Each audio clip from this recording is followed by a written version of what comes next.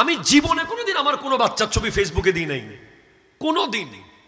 হয়তো আমাদের মুস্তাফা রাহিম আল আজহারি সাহেবের একটা অনুষ্ঠান, পিএসপি সত্যের সন্ধানে, ওই অনুষ্ঠানে আমার বাচ্চাকে নিতে হয়েছিল, ওখানে বোধহয় একটা ছবি তারা তুলেছে। আমি আর কোনোদিন দিই নাই আমার বাচ্চাদের ছবি, কারণ আমি একদিন শুধু আমার বাচ্চার ছবি ফেসবুকে দিয়েছিলাম, 5 মিনিট পর দেখতে সে বমি করা শুরু করে দিছে। শুধু শুধু এগুলো মানুষ বুঝে না। আপনি বাচ্চার ছবি কোথায় দিছেন আপনি জানেন? যেখানে হাজার হাজার লক্ষ লক্ষ মানুষ তাকে দেখছে, তার নজর পড়তেছে। আল আইনু হকুন, বদনজর হক। বদনজর একজন মানুষকে মুহূর্তের মধ্যে হাসপাতালে নিতে পারে, একজন সুস্থ মানুষকে মুহূর্তে জমিনে ফেলে দিতে পারে বদনজর। আমরা অনেক বাবা মারা, খুব স্মার্ট বাবা মা, বাচ্চার ছবি ফেসবুকে দিই 3-4টা লাইক পাওয়ার জন্য। মানুষ একটু বাবু মাশাআল্লাহ বলবে, একটু খুশি হবে, 2-4টা লাইক দিবে, এই জন্য ছবিটা দিয়ে দিলেন। কিন্তু কত রকমের খারাপ মানুষ এটা দেখতেছে, কত রকমের শত্রু এটা দেখতেছে, কত ধরনের হিংসুক এটা দেখতেছে। আপনার বাচ্চাকে আপনি মৃত্যুর মুখে ঠেলে দিলেন, ফেসবুকে ছবি দিলেন। কথা বলতেছেন না কেন? সুন্নাহ হলো তাকে আপনি দোয়া করবেন, আল্লাহ শুকরিয়া আদায় করবেন, তার পক্ষ থেকে সাদাকা করে দেবেন। আল্লাহ সুস্থভাবে তাকে আল্লাহ দুনিয়াতে এনেছে, দোয়া করা এবং তার বরকত কামনা করা, তার হায়াত কামনা করা সুন্নাহ। এখন দোয়ার কোনো কিছুই নাই, আমরা ফেসবুক নিয়ে ব্যস্ত। হুরুস্তুল শাসি, ফুফু বলে আমি একটা ছবি তুলি, চাচা বলে আমি একটা ছবি তুলি, ভাই বলে আমি একটা ছবি, বোন বলে আমি ছবি তুলতে গোড়া ফেসবুকে বাচ্চাটাকে দিয়ে দিলেন। সে এখন রোগ রোগ রোগ রোগ রোগ রোগ রোগ। আপনি লুকিয়ে রাখবেন এটা। অনেক সময় বিবিকে বাপের বাড়ি যেতে দিবেন না, আবার রেগে মেগে না, মোহাব্বত করে বুঝাবেন, দেখো বাচ্চাটা একটু বড় হোক। নজর এত খারাপ, দেখবেন আপনারা খেয়াল করে দেখেন না, বেশিরভাগ ক্ষেত্রে বিবিরা যখন বাপের বাড়িতে বাচ্চা নিয়ে যায় অসুখ হয়ে আসে। 90, আপনাদের ক্ষেত্রে কতটুকু জানি, আমার ক্ষেত্রে 100তে 100 গেলি অসুখ। কারণ নজর, বদ নজর, বদ নজর লুকিয়ে রাখতে হবে। আপনার বাচ্চা মনে করেন 3-4টা আছে, আপনি বলবেন যে একটা আল্লাহ দিছে, আল্লাহ দিছে। কয়টা ময়টাগুলো মানুষকে বলার দরকার নাই। অনেক মানুষ আল্লাহ দিলেই একবারে সৌফ, আল্লাহ দিলি ওই শেষ। নজর এত মারাত্মক যে এইভাবে তাকাইছে তো কদু গাছের দিকে, কদু গাছ গোটা ধরা কদু, 5 মিনিটের ভিতরে শুকানো লতা শুকাই মরি চলে গেছে। এভাবে তাকাইছে কাঁঠাল গাছের দিকে, কাঁঠাল গাছ ধূপ করে ভাঙি পড়ে গেছে। এরকম অ্যাভেলেবেল ঘটনা আছে। নজর অনেক খারাপ। নজরের জন্য একটা গোসল বলে দিই আপনাদেরকে, বলবো দেরি হয়ে গিয়ে ফেলা শেষ করে দিন। আর 5 মিনিট গুজুম না বাজি জি, 5 মিনিট গড়ি বাজি। আল্লাহু আকবার, মারহাবা জোরে বলেন। নজর শোনেন, আজকে ওষুধটা নিয়ে নেন। যে কোনো রোগী, আপনি এখানে যে কোনো রোগী থাকেন, এই আমলটা করেন। এই আমলটা করলে ইনশাআল্লাহ তাআলা, আল্লাহ তাআলার কোরআনের আয়াতের ওসিলায় আপনার যে কোনো রোগ ইনশাআল্লাহ সুস্থ হয়ে যাওয়ার সম্ভাবনা আছে, যদি আল্লাহ চায়। আধা বালতি পানি নেবেন। কয় বালতি? আধা বালতি পানি নেবেন। ওই আধা বালতি পানি বাথরুমের ভিতরে না, বাইরে পরিষ্কার জায়গায় রাখবেন। ভিতরে হাত ঢুকাবেন। হাত ঢুকিয়ে পানিতে কোনো ফু দেবেন না, জাস্ট পড়বেন। প্রথমে 7 বার দরুদ শরীফ পড়বেন, এরপর 7 বার বিসমিল্লাহর সাথে, প্রত্যেকবার বিসমিল্লাহর সাথে 7 বার সূরা ফাতিহা, 7 বার সূরা ইখলাস, 7 বার সূরা নাস, 7 বার সূরা ফালাক, 7 বার সূরা কাফিরুন, 4 কুল 7 বার করে পড়বেন। এরপর পারলে আয়াতুল কুরসি 7 বার পড়বেন। সর্বশেষ আবার 7 বার দরুদ শরীফ পড়ে ওই পানি থেকে হাতটা তুলে ফেলবেন। এরপরে ওই পানি পরিষ্কার জায়গায় উজু অবস্থায়, এই কাজটা করার সময়ও উজু অবস্থায় থাকতে হবে। করার পর 21 দিন এভাবে এই পানি দিয়ে গোসল করেন, ইনশাআল্লাহ অনেক কঠিন কঠিন রোগ আল্লাহ তাআলা মুক্তি দিতে পারে। বিশেষ করে আমাদের যে পেটের মধ্যে যে গ্যাস হয়, এটা নজর থেকে, বদ নজর থেকে হয়। আপনি প্যারাসিট, আপনি ফিনিক্স খাচ্ছেন, স্যাকলো খাচ্ছেন, কত ওষুধ খাচ্ছেন, মূলত এই পেটের গ্যাসটা হয় বদনজর থেকে। সেজন্য বিশেষ করে বাচ্চাদেরকে মানুষের সামনে নেবেন না, এদেরকে দেখলেই নজর পড়ে, চেহারা সুন্দর, কিউট। মানুষ যে কিউট বলে, এই কিউট হলো এই বর্তমান যুগের সবচেয়ে বড় বেদাত। ঠিক কিনা কথা জোরে বলেন না? আমার নবীর আমলে কিউট বলেছে কেউ? বলবেন মাশাআল্লাহ। কি বলতে হবে? আপনি ওয়াও বললেন, আপনি কি করলেন? আপনি কিউট বললেন, কি করলেন? আপনি বললেন বাবু বাবু করলেন, কি করলেন? আপনার উচিত ছিল মাশাআল্লাহ মাশাআল্লাহ মাশাআল্লাহ, সব সময় মাশাআল্লাহ।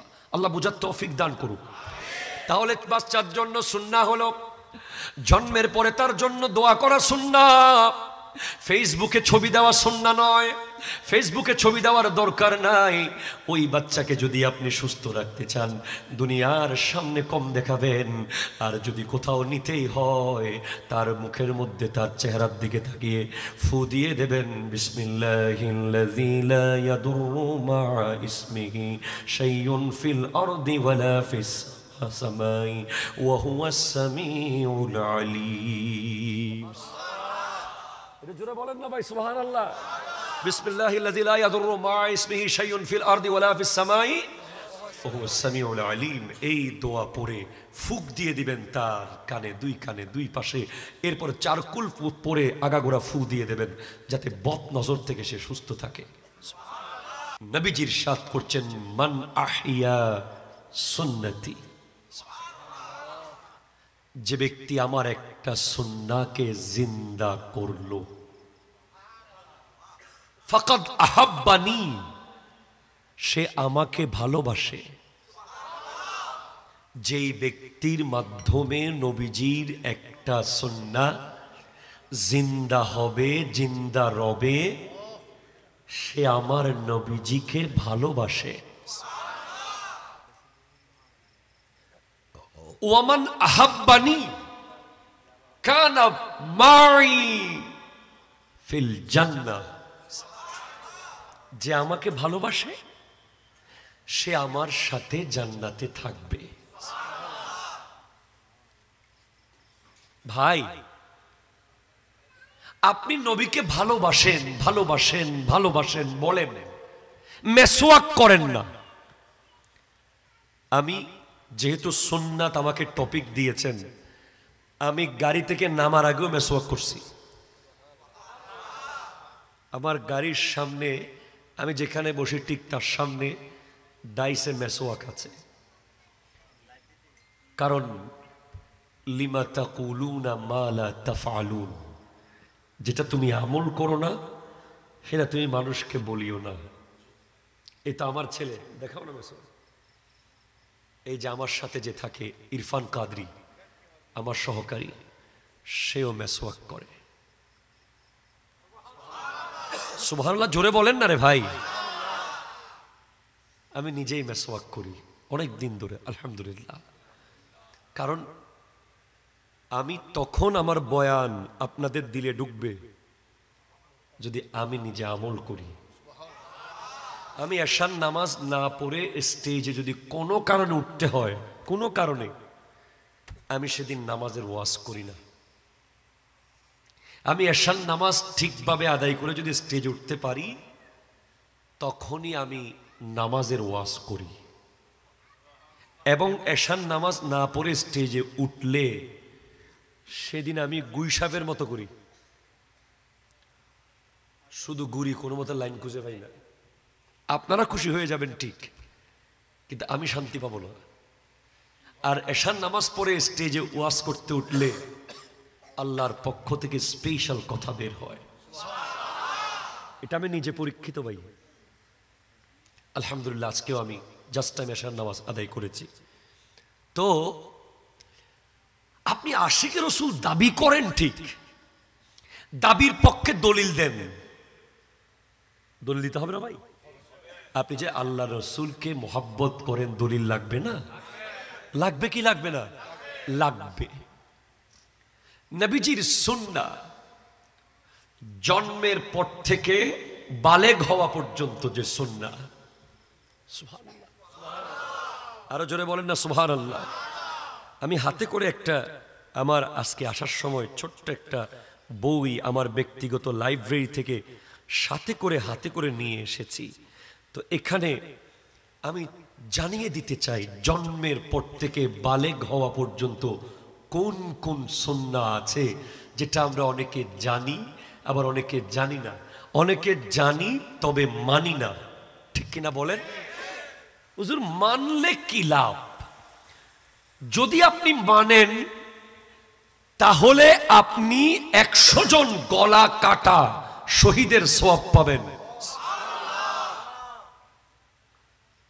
আপনাকে এখন বদরের মাঠে গিয়ে যুদ্ধ করার সুযোগ আপনার নাই, উহুদের মাঠে গিয়ে যুদ্ধ করার সুযোগ নাই, হয়ে গেছে উহুদ, বদর, খায়বর, খন্দক। হ্যাঁ, যদি কোরআনের বিরুদ্ধে, ইসলামের বিরুদ্ধে, আমার নবীর বিরুদ্ধে কোনো আওয়াজ কেউ করতে চায়, সেটা আমেরিকা হোক, সেটা ইউরোপ হোক, সেটা লন্ডন হোক, সেটা ভারত হোক, সেটা বিশ্বের যে কোনো পরাশক্তি হোক, তার বিরুদ্ধে আমরা যুদ্ধ করতে প্রস্তুত। হাত তুলে বলেন ঠিক কিনা? তবে আপনি যদি নিজের বাড়িতে বসে বসে 100 জন গলা কাটা শহীদের সওয়াব পেতে চান, আপনি একটা সুন্নাত জিন্দা রাখেন। সুবহানাল্লাহ। আরো জোরে বলেন সুবহানাল্লাহ। একজন মানুষ জন্মের পরে প্রথম সুন্নাহ হলো তাকে পরিষ্কার করে উত্তম রূপে গোসল করানো বাচ্চাকে। হাজা সুন্নাহ, এটা একেবারে দলিল সুনান আবি দাউদ 3 নম্বর খণ্ড, পৃষ্ঠা নম্বর 106, হাদিস নম্বর 2837। তিরমিজিতে এসেছে হাদিস নম্বর 1522।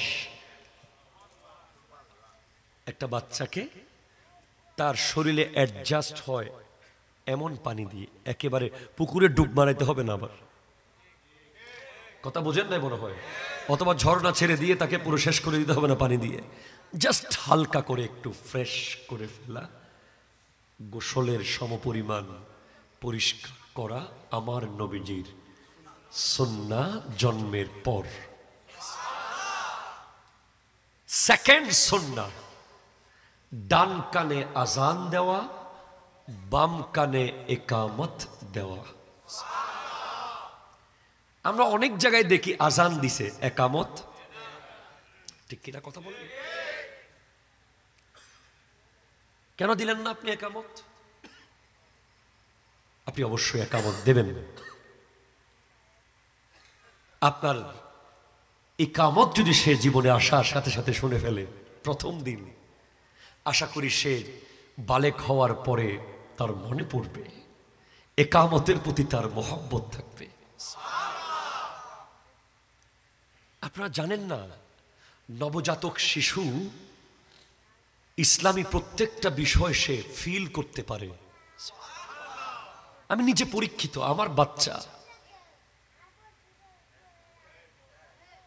আব্বু সোনামণি, সরি কথা বলিও না, সর্দি, জ্বর এবং শ্বাসকষ্ট হচ্ছে, ডক্টর তাকে নেবুলাইজ করতে বলেছে।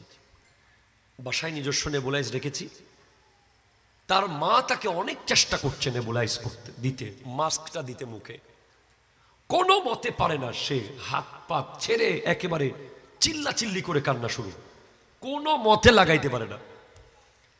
আমি বাসায় এসে এই অবস্থা দেখলাম, আমার তখন বাইরে থেকে এসেছি, কাপড় চোপড় পরা ছিল, আমি জাস্ট তার দিকে তাকিয়ে শুরু করে দিলাম, দেখি একটা ট্রাই মেরে, বিসমিল্লাহির রহমানির রহিম, আলহামদুলিল্লাহি রাব্বিল আলামিন, আর রহমানির রহিম, মালিকি ইয়াউমিদ্দিন, ইয়াকা না'বুদু ওয়া ইয়াকা নাস্তাঈন।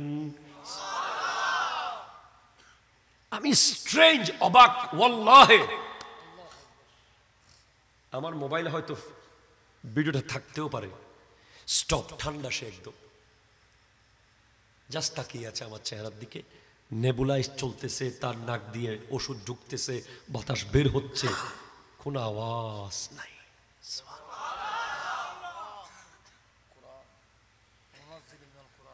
মা হুয়া শিফা। কারণ রু জগতে সে আল্লাহকে চিনেছে, আল্লাহকে দেখেছে, আল্লাহকে বলেছে বালা হ্যাঁ আপনি তো আমার রব। বালেক হওয়ার আগ পর্যন্ত সে হকের উপরেই আছে, সত্যের উপরে আছে। আপনি শুনে অবাক হবেন, ওই কুয়েতে যখন ফুটবল বিশ্বকাপ হয়েছিল, যখন আজান হচ্ছিল, শপিং মলে একটা ছোট্ট বাচ্চা মায়ের হাত টান দিয়ে খুলে চলে যাচ্ছে মসজিদের দিকে। মুসলমান না, খ্রিস্টান। মা বারবার বলছে প্লিজ কাম মাই বেবি, বলে I am so sorry, the voice is very stunning, I know about the voice. সে বলছে মম আমাকে ছেড়ে দেন, আমি এই আওয়াজ চিনতে পারতেছি, আমার মনে হচ্ছে আমি যুগ যুগ ধরে এই আওয়াজের সাথে পরিচিত, আমাকে ছেড়ে দেন। হকের দলিল। তাহলে আপনি বাচ্চাকে ডান কানে আজান দিবেন, বাম কানে কি দিবেন? ইকামত। সুবহানাল্লাহ জোরে বলেন। এরপর ৩ নম্বর, বাচ্চাকে তাহনিক করাবেন। তাহনিক, আমার দয়াল নবী তাহনিক করিয়েছেন খেজুর দিয়ে। খেজুরের রস দিয়ে একটু চেপে মুখে দিয়ে দিবেন। আর খেজুর যদি না পান, একটু খাঁটি মধু। সুবহানাল্লাহ জোরে বলেন। হাযা সুন্নাহ। ৪, মাথা মুন্ডন করে চুল এর ওজন পরিমাণ স্বর্ণ অথবা রৌপ্য অথবা তার পরিমাণ টাকা সদকা করে দেওয়া। স্বর্ণ অথবা রৌপ্য দিতে পারলে ভালো, সোনা অথবা রূপা, চুলের ওজন পরিমাণ। হাযা সুন্নাহ। এরপরে ৫, শিশুর সুন্দর নাম রাখা সুন্নাহ। নাম মানে আবার আমাদের দেশে তো মহিলারা বর্তমান যুগে আধুনিক, বলে হুজুর এমন একটা নাম দেবেন খুব আনকমন। আব্দুল্লাহ দেবেন? না না না হুজুর, আছে, বহুত জন আছে। আব্দুর রহিম দেব? না না না, অনেক পুরাতন নাম হুজুর। আমাদের এক বড় হুজুরের কাছে এভাবে এসেছিল নামের কথার জন্য। হুজুরকে বলছে হুজুর এইটা দে, সেইটা দে, ওইটা দে। কোনো মতে ওই লোক মানে না, কয় ও মুখের আছে, তো মুখের আছে। কয় তাইলে একটা কাজ করেন, প্যারাসিটামল দিয়ে দেন। এটা কোনো মানুষের নাম রাখে নাই, নাহলে নাফা অথবা ফিনিক্স একটা লিখে দেন না। অবস্থা এমন হয়ে গেছে, আপনি কেন বুঝেন না? নামের কারণে অনেক মানুষ জান্নাতে যাবে। কিসের কারণে ভাই? নামের কারণে। আল্লাহ বলবেন যে আমি মানুষটা গুনাহগার ঠিক আছে, এই নামটাকে কেমনে জাহান্নামে ঢুকাই। নামের কারণে অনেক মানুষ দুনিয়া থেকে যাওয়ার আগে তওবা করার সুযোগ পাবে। যে কোনো ভাবে তাকে আল্লাহ একটা পথ করে দেবে যেন অন্তত ওই নামটা জাহান্নামে গিয়ে না জ্বলে। আমাদের সবার মূল নাম হলো মুহাম্মদ সাল্লাল্লাহু আলাইহি ওয়াসাল্লাম। আমার নবীজির নামে আমরা নাম রাখি মুহাম্মদ। এরপরে একটা নাম রাখি, খেয়াল করেন, নাম নিয়ে অনেক ব্যাপার আছে। কোরআনুল কারীম আয়াত আছে লা ইয়াসখার কওম, এই সূরা আহজাবের সূরা হুজরাতের 11 নম্বর আয়াতের ভিতরে আছে, কোন কওম যেন কোন কওমকে ঠাট্টা না করে। আমরা নাম দিয়ে যেই পরিমাণ ঠাট্টা করি, কথা জোরে কোন ঠিক কিনা বলেন না? লা ইয়াসখার কওমুম মিন কওমিন, ঠিক আছে? কোন কওম যেন কোন কওমকে ঠাট্টা না করে। আমরা নাম অনেক বাড়ি আছে আমাদের দেশে। শিয়ালের চিটাঙের ভাষায় ইলেরও বাড়ি। ও হত হন না, আছে না? নেই? আরো জোরে হন না। এন্ডা আছে না ইল্লে বাড়ির নাম? হ্যাঁ, তাইলে হন আয় হই দিদি, তার জব দিদির। আচ্ছা, এটা নেই। অনেক জায়গায় আছে কালাইয়ারও বাড়ি, ধলাইয়ারও বাড়ি, তারপরে বোয়ালেরও বাড়ি, তারপরে ফলারও বাড়ি, গুস্তখাইয়েরও বাড়ি, যার গরু বাড়ি, নাউজুবিল্লাহ মিন যালিক, নাউজুবিল্লাহ। এই ব্যাপারটা 100% হারাম। আমরা মস্কারি করতে করতে করি এগুলো। কোরআন শরীফে স্পষ্ট আল্লাহ বলেছেন, তোমরা এক কওম আরেক কওমকে ঠাট্টা করিও না। এর আগে আল্লাহ বলেছেন, ইন্নামাল মুমিনুনা ইখওয়াতুন ফাআসলিহু বাইনা আখওয়াইকুম ওয়াত্তাকুল্লাহ লাআল্লাকুম তুরহামুন। সমস্ত মুমিনরা ভাই ভাই, তোমরা নিজেদের মধ্যে ভাই ভাই সম্পর্ক ঠিক করে ফেলো আল্লাহর ভয়ে, যেন তোমরা আল্লাহর দয়া পেতে পারো। এরপর আল্লাহ বলছেন পরের আয়াতে, তোমরা এক কওম আরেক কওমকে ঠাট্টা করিও।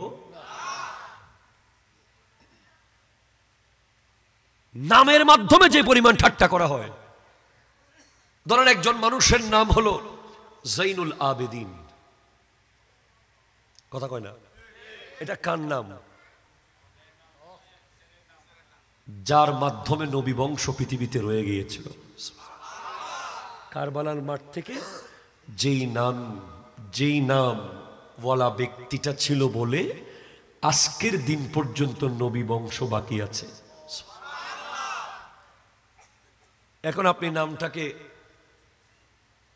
একটু ফেয়াক করে বললেন, অমুক, সুন্দর করে জৈনুল আবেদিন ডাকলেন না, আপনি কি করলেন?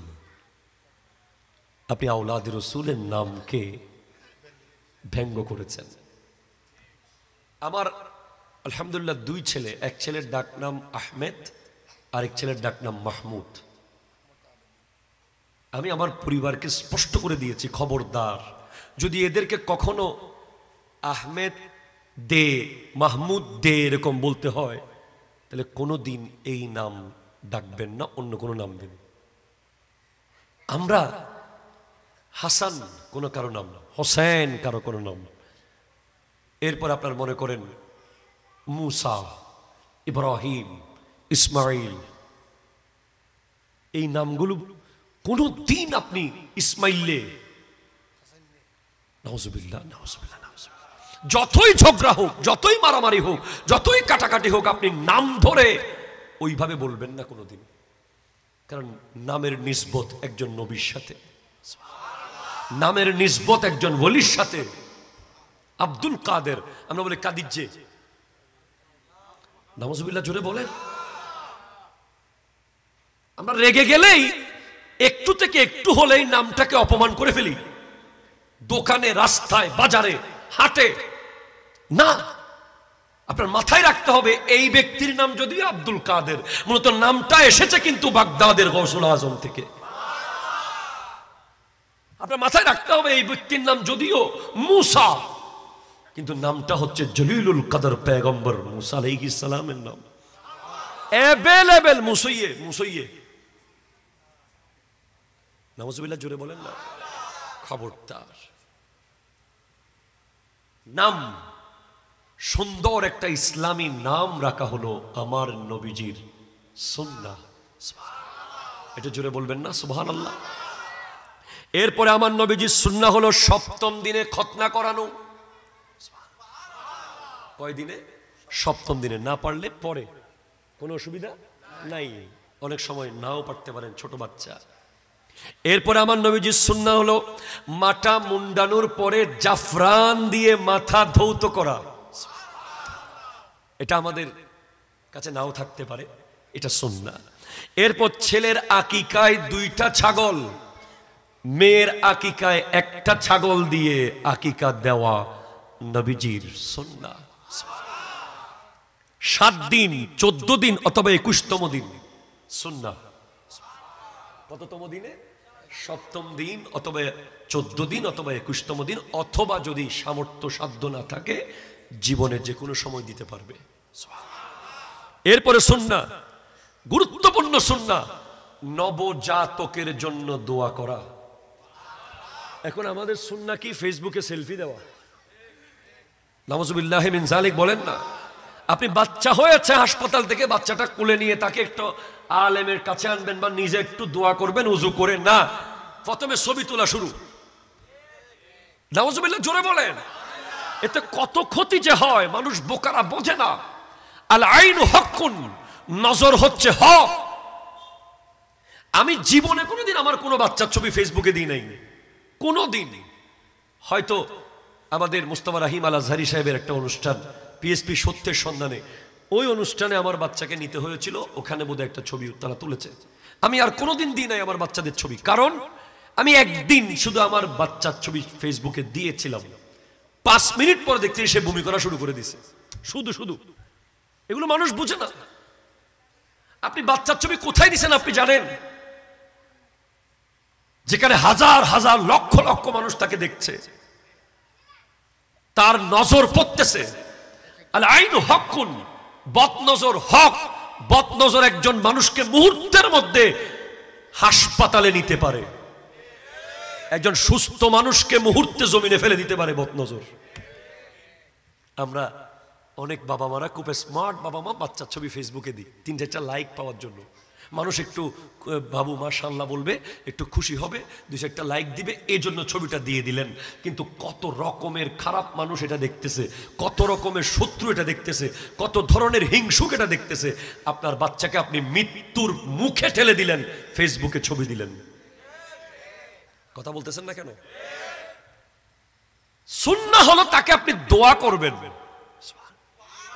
আল্লাহ শুকরিয়া আদায় করবেন, তার পক্ষ থেকে সাদাকা করে দেবেন। আল্লাহ সুস্থভাবে তাকে আল্লাহ দুনিয়াতে এনেছে, দোয়া করা এবং তার বরকত কামনা করা, তার হায়াত কামনা করা সুন্নাহ। এখন দোয়ার কোনো কিছুই নাই, আমরা ফেসবুক নিয়ে ব্যস্ত। হুরুস্তুল সাসি ফুফু বলে আমি একটা ছবি তুলি, চাচা বলে আমি একটা ছবি তুলি, ভাই বলে আমি একটা ছবি, বোন বলে আমি ছবি তুলতে গোড়া ফেসবুকে বাচ্চাটাকে দিয়ে দিলেন। সে এখন রোগ রোগ রোগ রোগ রোগ রোগ রোগ। আপনি লুকিয়ে রাখবেন এটা। অনেক সময় বিবিকে বাপের বাড়ি যেতে দিবেন না, আবার রেগে মেগে না, মোহাব্বত করে বুঝাবেন, দেখো বাচ্চাটা একটু বড় হোক। নজর এত খারাপ দেখবেন, আপনারা খেয়াল করে দেখেন না, বেশিরভাগ ক্ষেত্রে বিবিরা যখন বাপের বাড়িতে বাচ্চা নিয়ে যায় অসুখ হয়ে আসে। 90, আপনাদের ক্ষেত্রে কতটুকু জানি, আমার ক্ষেত্রে 100-100 গেলি অসুখ। কারণ নজর, বদনজর, বদনজর লুকিয়ে রাখতে হবে। আপনার বাচ্চা মনে করেন 3-4টা আছে, আপনি বলবেন যে একটা আল্লাহ দিছে, আল্লাহ দিছে। কয়টা ময়টাগুলো মানুষকে বলার দরকার নাই। অনেক মানুষ আল্লাহ দিলেই একবারে সৌফ, আল্লাহ দিলি ওই শেষ। নজর এত মারাত্মক যে এইভাবে তাকাইছে তো কদু গাছের দিকে, কদু গাছ গোটা ধরা কদু, 5 মিনিটের ভিতরে শুকানো লতা শুকাই মরি চলে গেছে। এভাবে তাকাইছে কাঁঠাল গাছের দিকে, কাঁঠাল গাছ ধূপ করে ভাঙি পড়ে গেছে। এরকম অ্যাভেলেবেল ঘটনা আছে। নজর অনেক খারাপ। নজরের জন্য একটা গোসল বলে দিই আপনাদেরকে, বলবো দেরি হয়ে গিয়ে ফেলা শেষ করে দিন। আর 5 মিনিট গুজুম না বাজি জি, 5 মিনিট গড়ি বাজি। আল্লাহু আকবার, মারহাবা জোরে বলেন। নজর শোনেন, আজকে ওষুধটা নিয়ে নেন। যে কোনো রোগী, আপনি এখানে যে কোনো রোগী থাকেন, এই আমলটা করেন।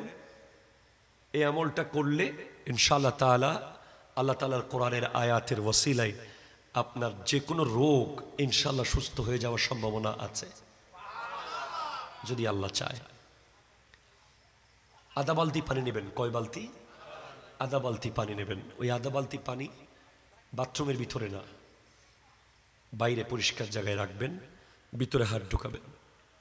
হাত ঢুকিয়ে পানিতে কোনো ফু দেবেন না, জাস্ট পড়বেন। প্রথমে 7 বার দরুদ শরীফ পড়বেন, এরপর 7 বার বিসমিল্লাহর সাথে, প্রত্যেকবার বিসমিল্লাহর সাথে 7 বার সূরা ফাতিহা, 7 বার সূরা ইখলাস, 7 বার সূরা নাস, 7 বার সূরা ফালাক, 7 বার সূরা কাফিরুন, 4 কুল 7 বার করে পড়বেন। এরপর পারলে আয়াতুল কুরসি 7 বার পড়বেন। সর্বশেষ আবার 7 বার দরুদ শরীফ পড়ে ওই পানি থেকে হাতটা তুলে ফেলবেন। এরপরে ওই পানি পরিষ্কার জায়গায় উজু অবস্থায়, এই কাজটা করার সময়ও উজু অবস্থায় থাকতে হবে। করার পর 21 দিন এভাবে এই পানি দিয়ে গোসল করেন, ইনশাআল্লাহ অনেক কঠিন কঠিন রোগ আল্লাহ তাআলা মুক্তি দিতে পারে। বিশেষ করে আমাদের যে পেটের মধ্যে যে গ্যাস হয়, এটা নজর থেকে, বদ নজর থেকে হয়। আপনি ফিনিক্স খাচ্ছেন, স্যাকলো খাচ্ছেন, কত ওষুধ খাচ্ছেন, মূলত এই পেটের গ্যাসটা হয় বদ নজর থেকে। সেজন্য বিশেষ করে বাচ্চাদেরকে মানুষের সামনে নেবেন না, এদেরকে দেখলেই নজর পড়ে। চেহারা সুন্দর, কিউট, মানুষ যে কিউট বলে, এই কিউট হলো এই বর্তমান যুগের সবচেয়ে বড় বেদাত। ঠিক কিনা কথা জোরে বলেন না? আমার নবীর আমলে কিউট বলেছে কেউ? বলবেন মাশাআল্লাহ। কি বলতে হবে? আপনি ওয়াও বললেন, আপনি কি করলেন? আপনি কিউট বললেন, কি করলেন? আপনি বললেন বাবু বাবু করলেন, কি করলেন? আপনার উচিত ছিল মাশাআল্লাহ মাশাআল্লাহ মাশাআল্লাহ, সব সময় মাশাআল্লাহ। আল্লাহ বুঝার তৌফিক দান করুক। তাহলে বাচ্চার জন্য সুন্নাহ হলো জন্মের পরে তার জন্য দোয়া করা সুন্নাহ। ফেসবুকে ছবি দেওয়া সুন্নাহ নয়, ফেসবুকে ছবি দেওয়ার দরকার নাই। ওই বাচ্চাকে যদি আপনি সুস্থ রাখতে চান, দুনিয়ার সামনে কম দেখাবেন, আর যদি কোথাও নিতেই হয় তার মুখের মধ্যে তার চেহারার দিকে তাকিয়ে ফু দিয়ে দেবেন, বিসমিল্লাহিল্লাযী লা ইয়াদুররু মা'a ইসমিহি শাইউন ফিল আরদি ওয়ালা ফিস সামাই ওয়া হুয়াস সামিউল আলীম। এটা জোরে বলেন না ভাই, সুবহানাল্লাহ। বিসমিল্লাহিল্লাযী লা ইয়াদুররু মা'a ইসমিহি শাইউন ফিল আরদি ওয়ালা ফিস সামাই ওয়া হুয়াস সামিউল আলীম। এই দোয়া পড়ে ফুক দিয়ে দিবেন তার কানে, দুই পাশে। এরপর চারকুল পরে আগাগোড়া ফু দিয়ে দেবেন, যাতে বদ নজর থেকে সে সুস্থ থাকে। আরো জোরে বলেন মারহাবা। সর্বশেষ বালেগ হওয়া পর্যন্ত সুন্নাহ হলো 7 বছর বয়স হলেই তাকে নামাজের জন্য আদেশ দেওয়া সুন্নাহ। আরো জোরে বলেন না সুবহানাল্লাহ। এরপরে বালেগ হওয়ার পরে বিছানা আলাদা করে দেওয়া সুন্নাহ। মনে থাকবে ভাইজান? জি, দৈনন্দিন জীবনে এই সুন্নাহগুলো মনে রাখতে হবে। এবার খাবারে আসি। খাবারে সবচেয়ে ইম্পর্টেন্ট কি? খাবার। খাবার আপনাকে কবরে নিতে পারে। হতানো হর এতারা হতানো হদ দেবাজি হানা অনরে খবরত নিত ফারে উগ্গলে নহাই মরিজন উগ্গ হাই মরিজন হানা দুইভাবে খবর নিতে উগ্গ নহাইয়ের মারি ফেলে অনরে আর উগ্গ হাই মারি ফেলে। কথা কর না, ঠিক কিনা বলেন না? খাবারের মধ্যে সুন্নাহ হলো 3 আঙ্গুলে খাওয়া। কয় আঙ্গুল? অ্যাঙ্গুরি নয়,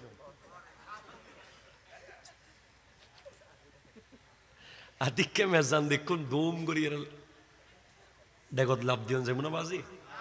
মেজবান তো মজাই, চিটাঙের মেজবানের তো তুলনা নাই। ঠিক কিনা বলেন? চট্টগ্রামের বিরিয়ানির কোনো তুলনা নাই। খাবারে অনেক ইম্পর্টেন্ট ব্যাপার আছে। খাবারের সাথে বিজ্ঞানীরা, আমার নবীজির সুন্নাহ, খাবারের ক্ষেত্রে নবী যা যা বলে গেছেন, বিজ্ঞানীরা গবেষণা করেছে, অবাক হয়েছে। 3 আঙ্গুলে যদি আপনি খান কি লাভ হবে শোনেন। 3 আঙ্গুলে আপনি খেলে 2টা লাভ হবে। একটা লাভ হবে পেট ভরবে, রোগ হবে না। কেমনে? ধরেন আপনি 3 আঙ্গুলে নিয়েছেন, যেই পরিমাণ খাবার উঠেছে আপনি যদি 5 আঙ্গুলে নিতেন, ওইরকম 20 বারের খাবার একবার উঠে যেত। আপনি যখন 3 আঙ্গুলে নিয়ে 10 বার মুখে দিয়েছেন, 10 বারে আপনার দিল আসুদা হয়ে গেছে, আপনি তৃপ্তি পেয়ে গেছেন। আস্তে আস্তে পেটও দেখতেছেন ভরে গেছে, কারণ টাইম যাচ্ছে বেশি, খাবার যাচ্ছে কম। সুবহানাল্লাহ না হদ্দি তারাবাজি। টাইম যাচ্ছে বেশি, খাবার যাচ্ছে, কিন্তু যখন 5 আঙ্গুলে মারলেন, টাইম গেছে কম, খাবার গেছে, ডাইজেস্টিং এর ক্ষতি হয়ে গেছে। এক সবচেয়ে ইম্পর্টেন্ট সুন্নাহ খানার ক্ষেত্রে যদি পারেন অনেক রোগ থেকে বেঁচে যাবেন, সেটা হলো পরিবারের সবাইকে নিয়ে খাওয়া। আপনি খবর নেন, 10 ঘরে জরিপ চালান, যেই ঘরের মানুষ একসাথে টেবিলে বসে বা নিচে বসে, নিচে টেবিলে বসা সুন্নাহ না, টেবিল হলো অসুন্নাহ। কি বলেন তো? নবীজির সুন্নাহ হলো মাটিতে বসে খাওয়া। আমার নবীজি কিভাবে খেতেন এটা দেখাইলে আপনারা কলিজা ছিঁড়ে যাবে। নবীজি বলছেন, আনা আকুলু কামা ইয়াকুলুল আবদু, আমি এমন ভাবে খাই যেভাবে গোলাম খেতে বসে। ইমামুল আম্বিয়া দুই হাঁটু তুলে এভাবে করে বসতেন। ওই বৈঠকটা এত পারফেক্ট, আপনি যদি নিচে বসেন কি লাভ হবে একটু পরে বলছি, আগে একসাথে বসলে কি হবে সেটা বলি। একসাথে খেতে বসা সুন্নাহ, সুন্নাহ, সুন্নাহ। একজনের মুখের খাবার আরেকজনে খাওয়া সুন্নাহ, সুন্নাহ, সুন্নাহ। আপনি পুরোটা বোয়ালখালীতে জরিপ চালান, যেই ঘরে বেশি রোগ দেখবেন ওই ঘরের মানুষ একসাথে খানা খায় না। ফোলা খায় ফাঁক ঘরে, মা খায় ড্রয়িং রুমে, বাবা খায় টেবিলে, ভাই খায় বাইরে, বোন খায় পরে। ঠিক কিনা কথা জোরে বলেন না? আর যেই ঘরে সবাই মিলে, কিছু পরিবার আছে বাবের একেবারে স্ট্রং ওয়ার্নিং, আমরা নিজেরাও আমাদের বাবাদেরকে অনেক সময় ভুল বুঝতাম, সবসময় কি আব্বুর সাথে খেতে পারবো? কিন্তু আমাদের বাবারা তো আলেমে দ্বীন, মুহাদ্দিস, মুফতি, মুফাসসির, ওনারা জানেন। ওলামায়ে কেরাম দেখবেন যে কোনো মতে একা খায় না। আমরা অবাক হয়ে যেতাম অনেক সময়, কিরে হুজুররা খালি সবাইকে নিয়ে কেন খেতে চায়? ও আয়ু আয়ু, আপনি মুফতি ওসির রহমান হুজুর কেবলাকে দেখবেন, ড্রাইভার সাহেবকে ডাকবে, ও বইউ বই, আমি বুঝতাম হই দিল কেন, সেটা এখন বুঝি। আমার আব্বা বহিরা আলিয়া মাদ্রাসার সহকারী অধ্যাপক, উনি কখনো আমাদের বাসায় আমরা একা খেতে পারবো না, উনি চোখ লাল করে ফেলবে। কোথাও খেয়ে আসলে আবার আব্বার সাথে বসতেই হয়। কেন? সুস্থ থাকতে চান তো একসাথে বসে খান। সায়েন্স গবেষণা করেছে এখানে কি লাভ আছে, লাভটা কোথায়? নবীজি বলেছেন, সুরুল মুমিনের শিফা, মুমিনের মুখের খাবার আরেকজনের জন্য ওষুধ। আর একসাথে খেতে বসেছেন, ধরেন একসাথে যখন খেতে বসেছেন, একই চামচ আপনিও ধরলেন, বাবাও ধরলো, মাও ধরলো, ভাইও ধরলো, সবাই ধরে নেয় চামচটা ভাত নিতে, তরকারি নিতে। অথবা যদি ডিরেক্ট হাতে নিতে পারেন আরো ভালো। অনেক সময় আমরা হাতে ভাত বেড়ে দিলে অনেকের আবার আইব মনে হয়, না না না, এটা আইব মনে করবেন না, চামচ হচ্ছে হাত উত্তম। কথা জোরে বলেন না, ঠিক কিনা? হাতে যখন আপনি ভাত নিয়ে দিবেন, একই ভাতে আপনিও হাত দিলেন, উনিও হাত দিল, তিনিও হাত দিল, উনিও হাত দিল, সবার হাত যখন ওই ভাতে লেগেছে, একজনের হাত থেকে যে প্রত্যেকের হাত খাবারের সাথে লাগার সাথে সাথে একটা প্লাজমা বের হয়, প্লাজমা, রক্তরস, যেটা দেখতে হলে মাইক্রোস্কোপ দিয়ে দেখতে হবে। তো ওই প্লাজমা আমার জন্য আমারটা বিষ, আপনার জন্য এটা ওষুধ। সবার প্লাজমাগুলো একসাথে খাবারে মিক্স হয়ে যায়, তখন ওই খাবার যখন খাবেন, এটা হার্টের ওষুধ হয়ে যাবে, ডায়াবেটিসের ওষুধ হয়ে যাবে, মাথা ব্যথার ওষুধ হয়ে যাবে, খাবারের টেবিলেই পাওয়া যায়। আর একসাথে খেতে বসলে, রমজান মাসে দেখেন না, রমজান মাসে ইফতার আপনি যদি একা করেন, দেখবেন খাইতেই আছেন, কোনো মতে মনে হচ্ছে আরো খামু, আরো লাগবো, দে সোনা খাইলেন, মুড়ি খাইলেন, পেঁয়াজু খাইলেন, আবার কয় ভাত খামু, কথা কয় না, কারণ মনে হচ্ছে খাই নাই, আরো ক্ষুধা, আরো ক্ষুধা, আরো ক্ষুধা। আর আপনি 5 জন মিলে যদি এক পাত্রে খান, দেখবেন 3-4 লোকমা দিতেই পেট ভরে গেছে। সুন্নাহ। এরপরে বসা, চেয়ার টেবিলে বসে যদি আপনি খান, সেক্ষেত্রে এত বেশি খাবার আপনার লিভারে যাবে, পাকস্থলিতে, যেটা আপনার ক্ষতির কারণ হবে, যেটা চর্বি জমাবে। আর আপনি যদি নিচে বসে খান, এইভাবে বসে, এইভাবে বসে নিচে, তখন এখানে 3টা লেয়ার তৈরি হয়ে যায় চামড়ার। চামড়াগুলো ভাঁজ হয়ে পেটের ভিতরে লেয়ার তৈরি করে। ওই লেয়ারের কারণে খাবারগুলো এমনভাবে যায় যতটুকু আপনার জন্য দরকার, যেটা ক্ষতিকর ওটা সহজে যায় না, এর ভিতরে আপনার পেট ভরে যাবে। কষ্ট হচ্ছে কোন আপনাদের? এরপর ইম্পর্টেন্ট সুন্নাহ, খানার ক্ষেত্রে পাত্রকে লেহন করে খাওয়া। যারা ভাতের বাসনে একটা গোশত রেখে দিয়ে খুব স্মার্টনেস মনে করে নিজেকে, না না না আর এটা আর আর খাবো না, এটা রেখে দাও। আছে না? কথা বলেন না। আমাদের বিয়ে বাড়িগুলোতে যে পরিমাণ অবস্থা হয়, দেখবেন এত বড় বড় মুরগির পিস, এত বড় বড় গরুর পিস, এত বড় বড় ছাগলের কোরমা পড়ে আছে প্লেটে, খায় নাই, ফেলে চলে গেছে, ফেলে চলে গেছে, ফেলে চলে গেছে।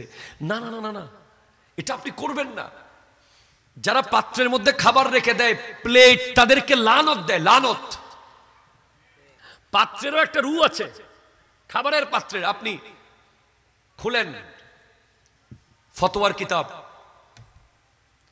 বিভিন্ন ফতোয়ার কিতাবে আছে, স্পষ্ট লেখা আছে যে পাত্রেরও একটা কি আছে। এটা দর্শই পড়েন, আল্লাহুম্মা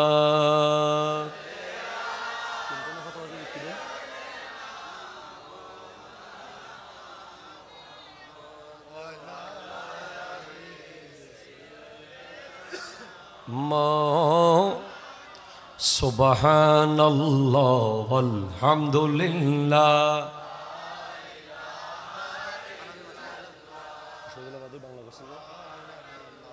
কমন তো উর্দু। খানা পিনার একটা অধ্যায় আছে বাহারে শরীয়তে, ওখানে হাদিস আছে যে ভাতের পেয়ালা, খাবারের পাত্র যখন আপনি খাবার রেখে দেন, তখন ওই খাবারের পাত্র লানত করে। আর যদি লেহন করে একেবারে সব দানা সহ খেয়ে ফেলেন, ওই খাবারের পাত্র আল্লাহর কাছে দোয়া করে, আল্লাহ যে ব্যক্তি আমাকে শয়তান থেকে রক্ষা করলো, তাকে তুমি জাহান্নামের আগুন থেকে রক্ষা করিও। ইসলাম কত সুন্দর দেখেন। মেসওয়াক, সময় চলে যাচ্ছে। মেসওয়াক আছে না নাই? কথা কোন আছে না নাই? যেদিন থেকে মেসওয়াকের সুন্নাহ বন্ধ হয়েছে, সেদিন থেকে ডেন্টাল সার্জন বের হয়েছে, ডেন্টাল হাসপাতালের প্রয়োজন হয়েছে। মেসওয়াক করলে কি ফায়দা হবে? সবচেয়ে বড় ফায়দা বিজ্ঞানীরা গবেষণা করেছে, মাথার ভিতরে যে জমানো কফ, বহু বছর ধরে কফ জমে গেছে, যেটা অপারেশন করা ছাড়া বের করা সম্ভব নয়, এই মেসওয়াক যদি রেগুলার করেন, পুরাতন কফ বের হয়ে যাবে, চোখের জ্যোতি বেড়ে যাবে, জেহেন শক্তি বেড়ে যাবে, মুখের খুশবু বেড়ে যাবে, আমার নবী খুশি হবেন। এটা এত গুরুত্বপূর্ণ সুন্নাহ। জিবরিল আমিন যখন এসেছেন, আমার নবীজি বলছেন যদি সম্ভব হতো মেসওয়াক আমি ফরজ করে দিতাম। এমন ভাবে জিবরিল আমিন আমাকে বলেছে মেসওয়াকের কথা। এরপর সালাম, সালাম কি? সুন্নাহ, কি বলেন না আরো জোরে? সালাম কি? সুন্নাহ, সুন্নাহ, সুন্নাহ। জবাব দেওয়া ওয়াজিব, ওয়াজিব, ওয়াজিব। সালাম দেওয়া কি? সুন্নাহ। ঘরের ভিতরে একটা সালাম আদান প্রদান শুরু করেন, ঘর জান্নাত হয়ে যাবে। আপনি খেয়াল করে দেখেন না, আপনি আজকে মাহফিল থেকে গিয়ে আপনার বিবিকে সালাম দেন, আসসালামু আলাইকুম বিবি সাহেবা, ভাবেন পরিবেশটা কি হয়ে গেল। আর প্রতিদিন যখন যান, হেক দরজা খা খোলা, এই দরজা খা বাঁধা, হটে গিয়ে গর কি গর জান্নাত। দেখেন একটা সালাম কি পরিবেশ তৈরি করতে পারে। আমরা তো চেষ্টা করি আমাদের বাচ্চাকে আমরা সালাম দিয়ে দিই, আসসালামু আলাইকুম আব্বু কেমন আছেন, আসসালামু আলাইকুম আম্মু কেমন আছেন। কি সুন্দর, মনে হচ্ছে একটা মানে একদম কোরআন হাদিস সম্মত পরিবার। কেউ এসে যখন দেখবে আপনার ঘরে বাচ্চা আপনাকে সালাম দিচ্ছে, আপনি বাচ্চাকে সালাম দিচ্ছেন, ছেলে আপনাকে সালাম দিচ্ছে, আব্বু আসসালামু আলাইকুম, কি সুন্দর। এখন তো বাবা হাই, বাই, টাটা, লা হাওলা ওয়ালা কুওয়াতা ইল্লা বিল্লাহ, শেষ। টাটার ভিতরে টাটা হয়ে গেছে। লা হাওলা শিখাবেন না, এগুলো এসব শব্দ বলতে দেবেন না। বলবেন আল্লাহ হাফেজ, মারহাবা বলেন না, শিখাবেন আল্লাহর হাওলা। একটা আছে ভালো থাকিয়েন, ভালো থাকিয়েন কি আবার, ভালো কিভাবে থাকবো, ভালো থাকুন, এগুলো বেশি স্মার্ট যারা, বেশি কাবিল, অতি কাবিল। সালাম দাজে সালামালাইকুম, কথা কনা ঠিক কিনা বলেন না? মানে খুব মানে উনি লন্ডন থেকে এখন নামছে এলাকায়, মানে উনি বাংলা টাংলা জানে না, জীবনে কোনোদিন বাংলা শব্দ শুনে নাই। সালামালাইকুম সালামালাইকুম, লা হাওলা ওয়ালা কুওয়াতা ইল্লা বিল্লাহ, আসসালামু আলাইকুম বলবেন। সালামালাইকুম বলা মানে হচ্ছে আপনার মৃত্যু কামনা করা। সালামালাইকুম মাইকুম বলবেন না, আসসালামু আলাইকুম। এরপরে আপনার ওই যেটা বলছিলাম টাটা বাই বাই এসব বলবেন না, আল্লাহর হাওলা বলবেন। আর ভালো থাকুন, ভালো থাকুন, আল্লাহ ভালো রাখুক। কে ভালো রাখবে? আল্লাহ ভালো রাখবে। ভালো থাকুন কি? আল্লাহ বুঝার তৌফিক দান করুক। আরো সুন্নাহ আছে, অনেক সুন্নাহ। সবচেয়ে সুন্দর একটা সুন্নাহ আছে আমাদের দেশে, এটা নাই, এটা আমার নবীর সুন্নাহ। বিবিকে নিয়ে রাতের অন্ধকারে হাঁটা, পূর্ণিমা রাতে হাঁটা। যারা বিবাহ করেছেন আছে না, দাদি আছে না, আছে না, আইটু না লইরে হন দিয়ে বেরোলো বুড়া জীবন রান্না করা ইন্দাহালি ষোলো বুতুরে না, অনেকেলে দেখতেন কেউ না দেখে মতো যখন সবাই ঘুমিয়ে যাবে, বিবিকে হাতটা ধরে আস্তে করে, অথবা এমন জায়গায় যাবেন যেখানে বেগানা পুরুষ দেখবে না, আস্তে করে হাঁটবেন পূর্ণিমা রাতে বা সান্নি ফরতেরই হাঁটবেন। তার অনেক ভালো লাগবে, তার মনের অনেক কথা আছে যেগুলো সে ঘরে বলতে পারে না, অনেক সময় বলতে পারে না। যখন তার হাতটা ধরে আপনি হাঁটবেন, তারা অনেক অসহায়, তারা সব কিছু ছেড়ে আপনার ঘরে চলে এসেছে। বিবিকে নিয়ে সফরে যাওয়া সুন্নাহ। টিয়া বাসা বেললে এবার বড় বাদ দিদি নজাইন গুই। অনেক ওলামায়ে কেরামকে আমি দেখেছি যেখানেই যায় সাথে বিবি নিয়ে যায়। হাজার সুন্নাহ। উনি কার কাছে রেখে যাবে বিবিকে? আর উনি কেন গিয়ে অন্য বেগানা পুরুষ নারী দেখবে? সাথে বিবি থাকবে। আমার নবীজি বিভিন্ন সফরে যাওয়ার সময় একজন না একজন আমাদের মাকে সাথে নিয়ে যেতেন। ইসলাম অনেক স্মার্ট, ইসলাম অনেক সুন্দর।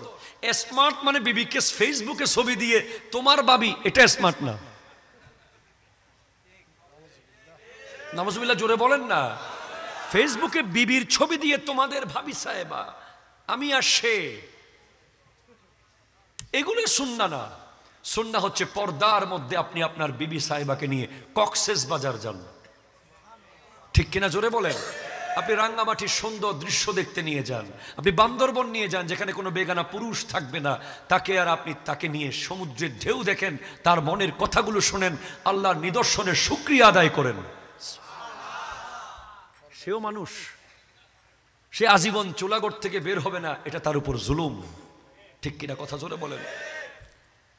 এইভাবে আমাদের জীবনে বৃষ্টি যখন পড়ে, বৃষ্টিতে ভিজা সুন্নাহ।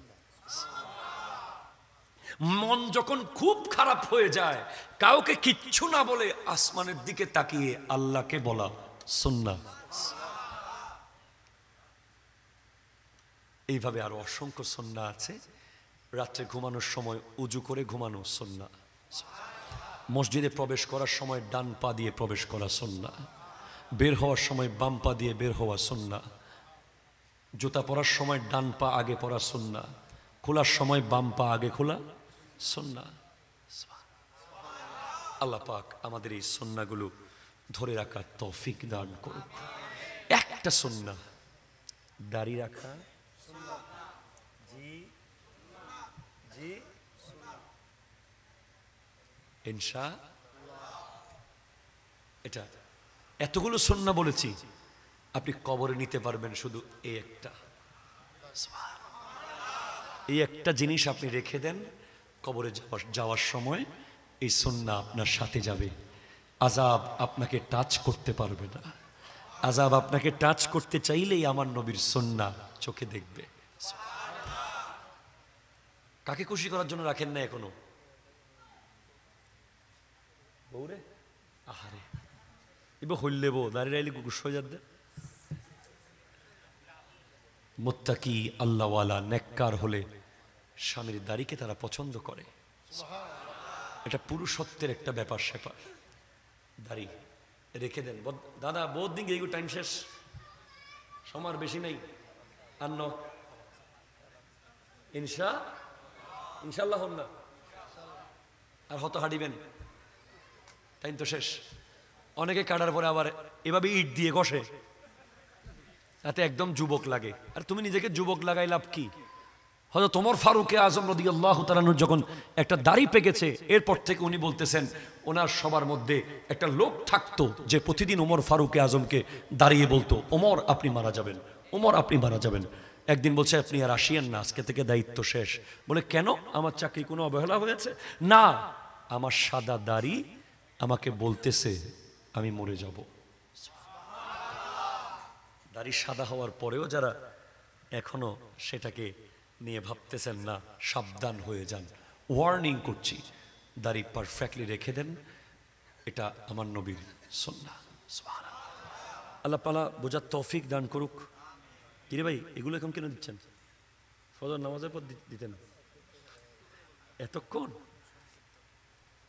আচ্ছা, বাবা মা আছে না? বাবা মা আছে? কার কার আছে ভাই? আমার আছে আলহামদুলিল্লাহ, মা আছে। আল্লাহু আকবার।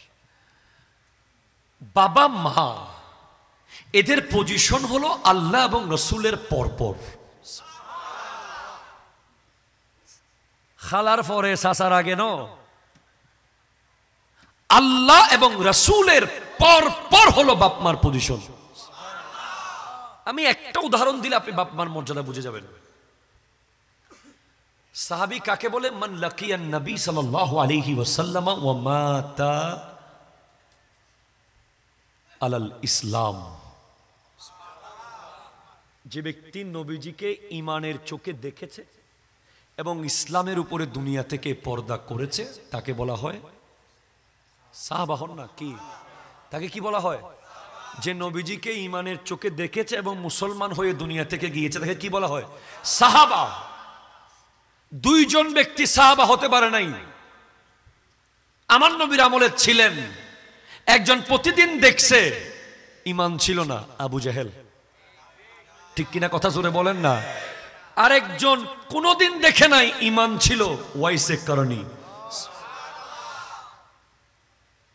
তো এক মিনিট নবীজিকে দেখা ঈমানের সাথে যদি ইন্তেকাল করে যেতে পারে, এক মিনিট দেখে, মরণের এক মিনিট আগে মনে করেন নবীজিকে দেখছে ঈমানের সাথে, দুনিয়া থেকে পর্দা করেছে, তার মর্যাদা পৃথিবীর সমস্ত গৌস, কুতুব, আবদাল, আখিয়ার, আওতাদ, নকিব, নুদাবা, নুজাবার উপরে। যিনি নবীজিকে দেখেছে, তাইলে ওয়াইসে করণী এত বড় মকামটা নিতে পারলেন না কেন? বারবার যেতে পারতেন মদিনা শরীফে আমার নবীজিকে দেখার জন্য, কিন্তু আমার নবী বারবার তাকে স্বপ্নে বিভিন্নভাবে জানিয়েছেন, ওয়াইস করণী আমাকে দেখতে আসিও না। কেন? তোমার মা একা হয়ে যাবে।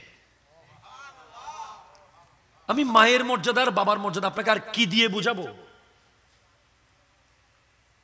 আপনি ব্যবসা, টাকা পয়সা, বাড়ি গাড়ি, যেগুলোর কারণে মা বাবাকে অপমান, অপদস্থ, কষ্ট দিচ্ছেন, এগুলো সব এক পাল্লাই দিলে আমার নবীজিকে দেখার এক সেকেন্ডের মূল্য হবে। আমার নবী ওটা মানা করে দিয়েছেন। কেন? তোমার মায়ের সেবা করো। তুমি এসে গেলে তোমার মা একা হয়ে যাবে, তোমার মা নারাজ হয়ে গেলে আল্লাহ নারাজ হয়ে যাবে, আমিও নারাজ হয়ে যাব। আর মায়ের সেবা সে করেছে, আমার নবী তাকে বারবার স্বপ্নে দেখা দিয়েছে। লাস্টে আমার নবী মাওলা আলী আর ফারুকে আজম দুজনকে পাঠিয়েছেন ওয়াইস করণীর কাছে। ওনারা কি ছোটখাটো সাহাবী? মিডিয়াম সাহাবী? জলিলুল কদর সাহাবাদের ক্লাসিফিকেশনের মধ্যে 1 নম্বর র্যাঙ্কিং হলো 4 জন খোলাফায়ে রাশেদা। সেকেন্ড র্যাঙ্কিং আশরায়ে মুবাশশারা, 10 জন জান্নাতের সুসংবাদ প্রাপ্ত। থার্ড র্যাঙ্কিং আসহাবে বদর, যারা বদরের যুদ্ধে ছিল।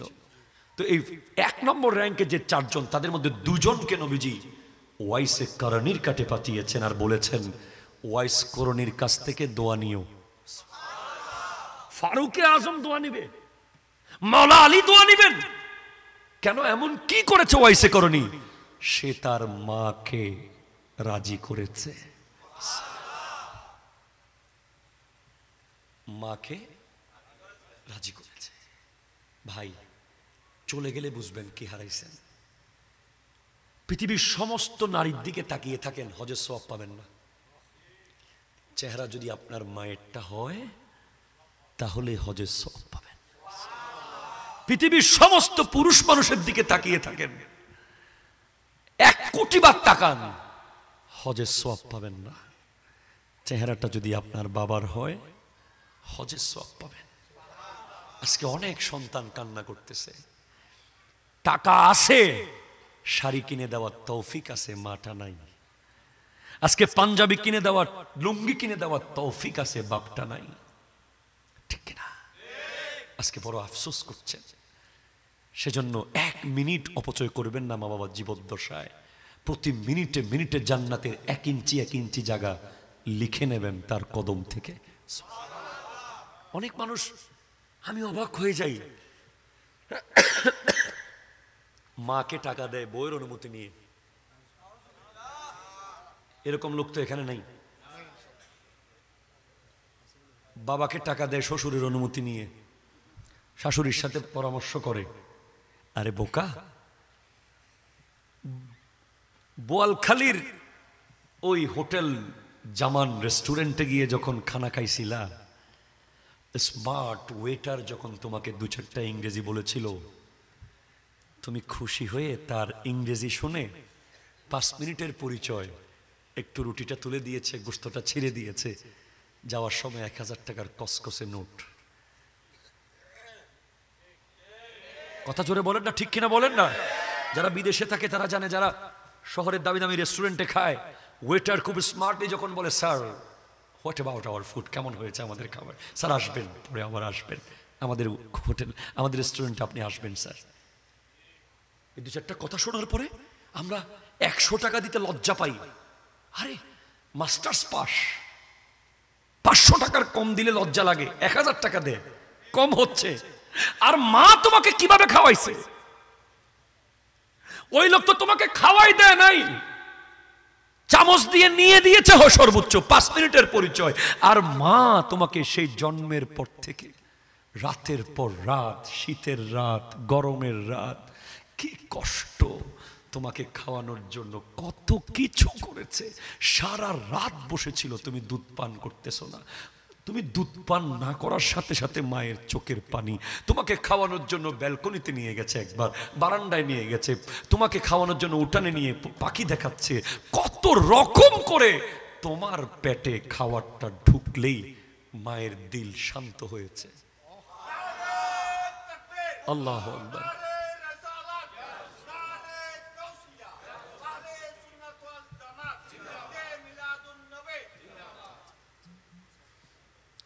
সেই মাকে টাকা যদি ওয়েটারের বিল দিতেন, কয় কোটি টাকা দিতে হইতো।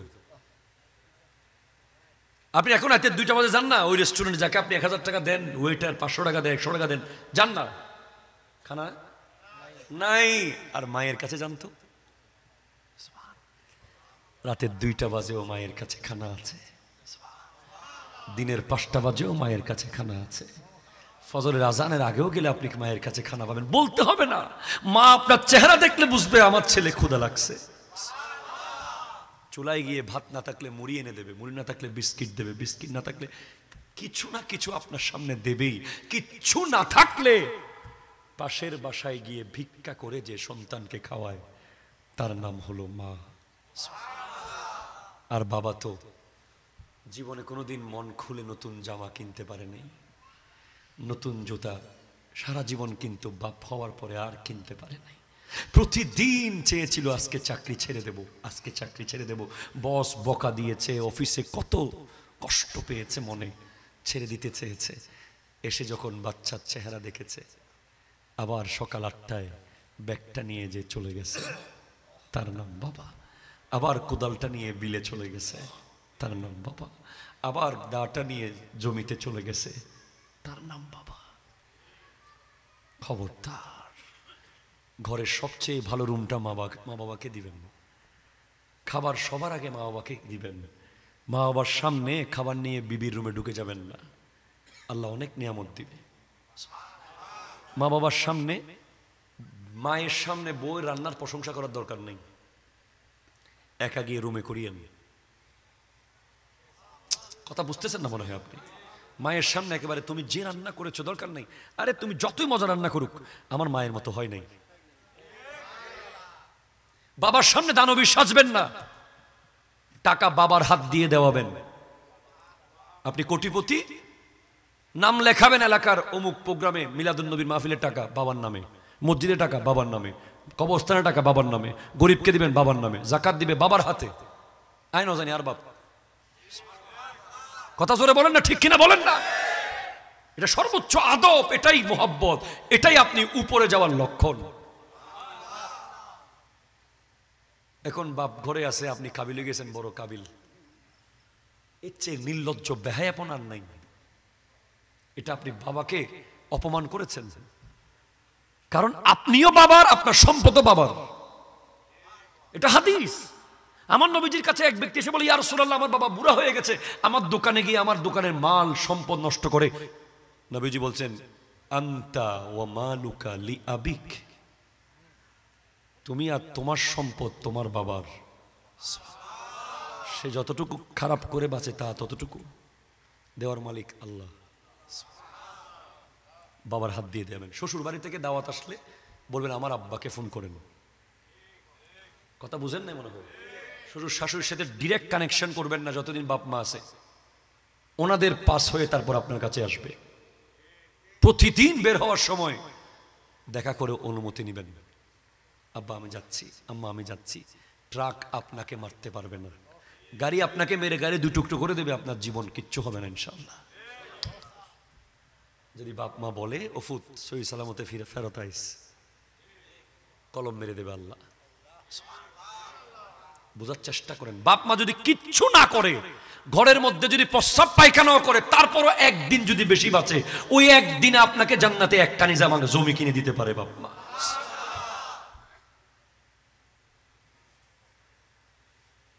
আল্লাহ বোঝার তৌফিক দান করুন। এগুলো মুখে যা বলতেছি এগুলো আমরা দিলে বলি, দিলে এগুলো উপলব্ধি করে করে বলি। আমরা বাপ মাকে মনে করি যে পৃথিবীর সবচেয়ে দামি হীরা জহরত আল্লাহ দিয়েছে, সব নিয়ে যেতে পারবেন, আমার বাপ মা আমি ছাড়বো না। বাপ মাকে ভাগ করবেন না, বড় ভাই জানুয়ারি, ফেব্রুয়ারি মেজো ভাই মাস, সেজো ভাই, খবরদার। ভাইদেরকেও বলবেন মা এখানে থাকবে, তোরা সব থাকবি। দেওয়ার মালিক কে? রিক্সাওয়ালা যদি 8-10 জন পরিবার চালাইতে পারে, আপনি কেন পারেন না? মন লাগবে। বিবি কে বলে দেবেন স্পষ্ট, তোমার জায়গা বুকে, বাপ মার জায়গা মাথায়, সুতরাং মাথারটা নিচে নামানোর চেষ্টা করিও না। আল্লাহ বুঝার তৌফিক দান করুক।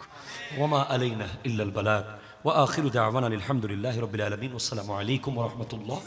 আমার বাবাজান সদ্য মদিনা শরীফ থেকে এসেছে, বাকি দায়িত্ব আমার বাবাজান।